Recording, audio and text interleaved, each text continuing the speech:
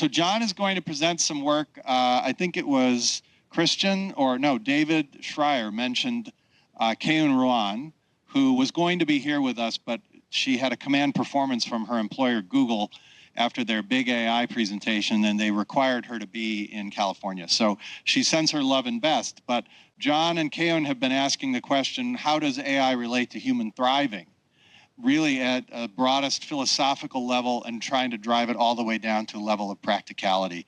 So John Bremen, tell us about the future of humanity. Thanks, Rob. No pressure. I think I need that too. Thank you. Well, first, thanks very much, Rob, for having me, and Tom for hosting us, and beautiful facility, great food, and I love being in really old rooms talking about AI. It just is fabulous. We've done that in London now twice, and it's pretty fantastic outcome. Great to do it where I can walk from my office, though, I have to say. I'm a lifelong Chicagoan, and it's just so exciting to see Chicago be at the center of all of this. I'm going to sort of talk about what Rob and I discussed. Keun does send her deepest regrets. She was actually not only called back to Sunnyvale, she was also called to the Vatican last week. So she had to choose between us or the Vatican and Sunnyvale. I think she made a good choice. She left this to me. We'll see how this goes. But one of the things that I want to talk about is kind of human thriving, right? And human thriving in the context of AI. The last panel was a great setup, as was our discussion yesterday, sort of in the subgroup. You should know that, if I did my job back in the old days, I would develop slides that would last like a year, right? If my slides make it a week, I'm lucky. I redid all of my slides last night based on the panel yesterday. So what you're seeing here is pretty fresh. The first thing I want to show you is something that we've been working on with thanks to Tim Urban. There's this belief right now that human progress through time is about to explode, right? It's about to explode because of AI. At the same time, as Christian mentioned in the last panel, AI has been around with us for like 90 years, If you saw The Imitation Game, the movie with Alan Turing, that was AI, right? That was early AI. So AI is not new, but our applications are new. But there's a school of thought that actually says, we've had other significant advances in technology, in work, in the human condition. I am not a technologist. I'm a labor economist, right, from Northwestern, right, surrounded by technologists. And I've certainly picked some things up. But my expertise has always been the unit of work that society did in order to add value and be productive, obviously very tied into technology. But if you look at a history of work, look at the far left, look at the picture of what work was in ancient Rome in about 800 BC, right? It looked a lot like what work looked like in 1850. That is almost 3,000 years, okay? So for 3,000 years, work was pretty much the same.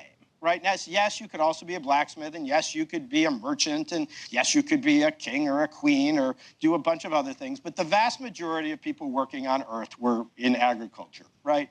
Didn't really change a whole lot, right? Suddenly, between 1850 and 1920, we upended our whole approach to civilization, right? And we started manufacturing stuff, right? Assembly line, that's Henry Ford. And then by the 1950s and 60s, we had evolved from the factory floor to offices, right? And data rooms and computer centers. That's like 30 years, right? Not 3,000. And then another 50 or 60 years, we were still in offices. They look a little different, but they're still offices.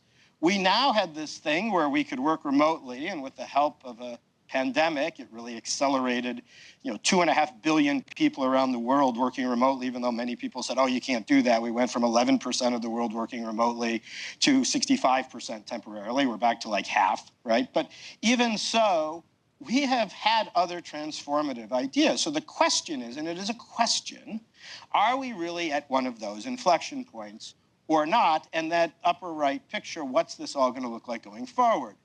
Yesterday, we had this great conversation led by Mark Kennedy. And Mark, I told you I was going to create a slide based on what you did. There it is. Hopefully, I kind of got it right. But the world right now is pretty obsessed with automation related to AI. right? Which really is a euphemism for replacement, right? People are so afraid of AI because they're afraid of being replaced. That's sort of understandable. There's a lot of also discussion about augmentation, which is this whole virtual coworker, right? This makes us more effective, right? That's the BCG study that David showed you, right? But also the study that David showed you with sort of Evercore was about replacement, right? What's going to be the work replacement rate? It's understandable that on the left, if you plot that against sort of the human experience, of course, people are going to be afraid about being replaced. It's one of the most fundamental human fears, right? Of course, they're going to be afraid of that. They start accepting things when you say, oh, no, I'm not replacing you. I'm just going to make you more effective. You just need to meet me halfway and learn a bunch of stuff. Change the way you do things. Uncomfortable. If you don't change, you're not going to make it. But if you do change, here's our deal. You'll make it, right? Just like once upon a time, it didn't matter how good of a lathe operator you were. If they didn't need lathe operators in the world anymore, you better learn how to code a computer or be an accountant or be a dentist or something else, right? The issue, though, and what I spend my life talking to boards, spend a lot of time with boards, and I spend a lot of time with senior management teams around the world.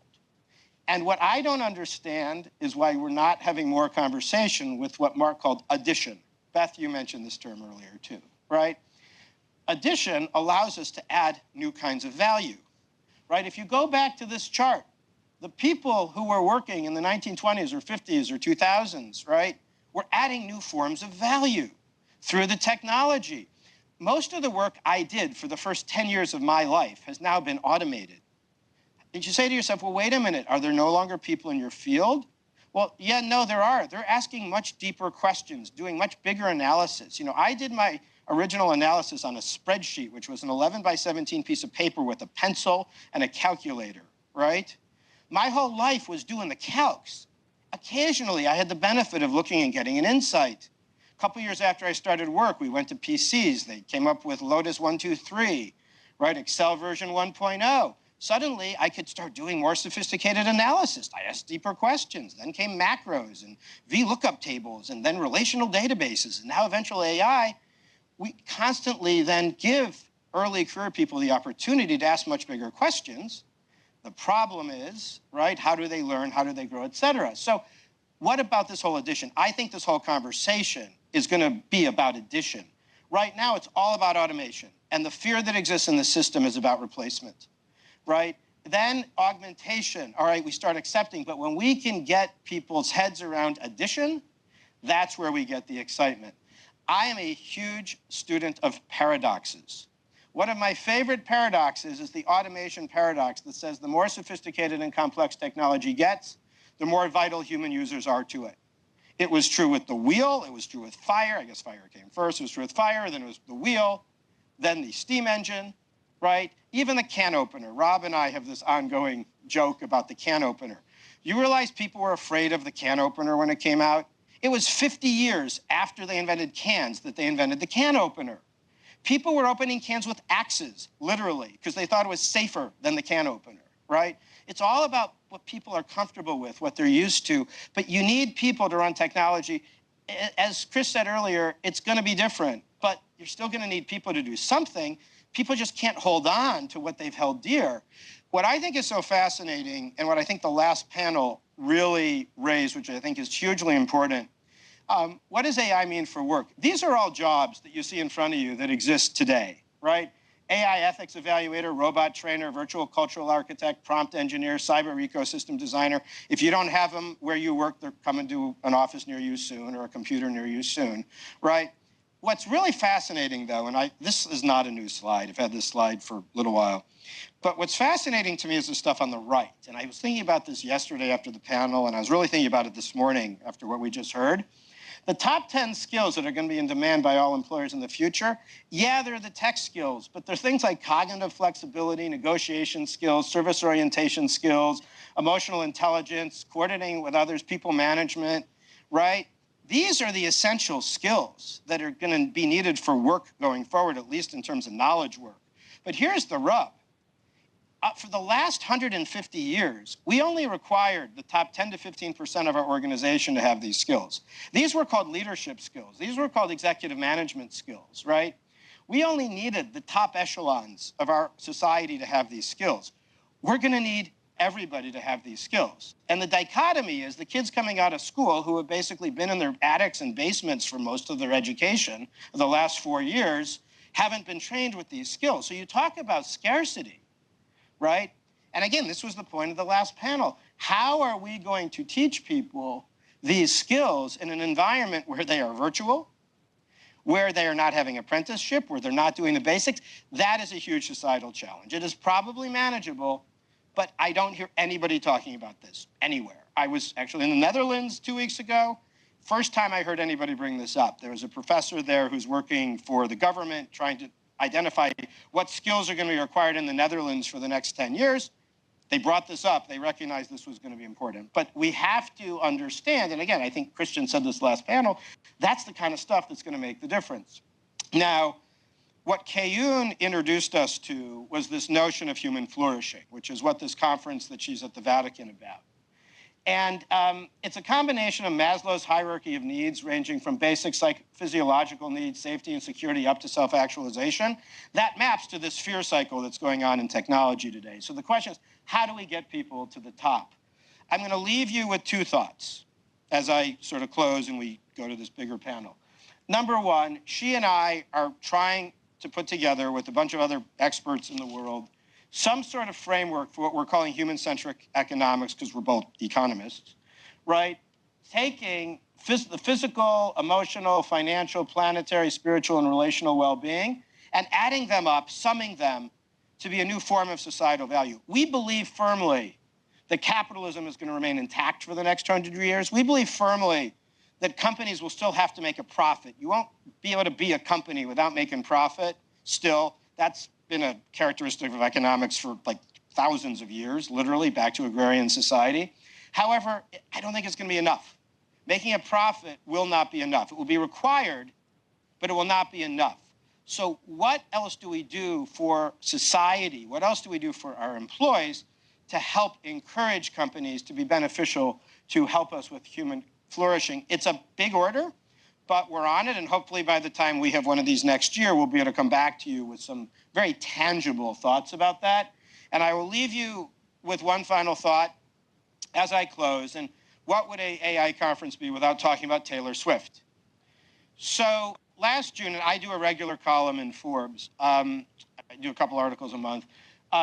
Last June, my wife and I got the Sunday papers, and we're reading through it, and every story in the papers last June, and this was like much easier time in history than this year, every story was about one of three things.